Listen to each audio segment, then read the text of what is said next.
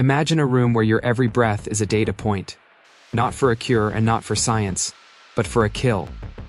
In the shadowed corners of the North Korea, history isn't just written in books, it is etched into the walls of the total control zones.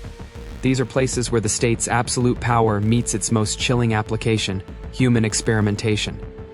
For decades, reports have trickled out from the North Hamgyong province, specifically from a place known as Hangyong, or Camp 22. This facility was a black hole for the unredeemable, those deemed enemies of the state. But for the scientists stationed there, these prisoners were something else entirely. They were test subjects. The most harrowing evidence comes from Kwon Hyuk, a former head of security at Camp 22. In a testimony that stunned the international community, Kwon described the glass chambers. These were sealed rooms, approximately 3.5 meters wide, designed for clinical observation.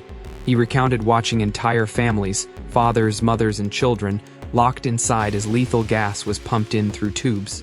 The objective was clinical, to measure the speed of death and the physiological effects of various chemical agents. Kwon noted a detail that still haunts investigators.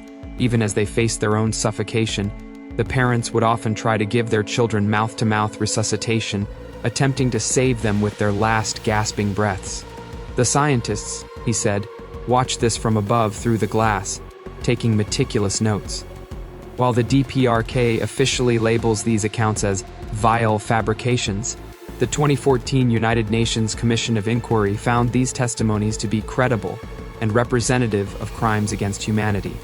Shortly after these reports gained global traction, satellite imagery showed that Camp 22 was razed to the ground, an attempt many believe to erase the evidence.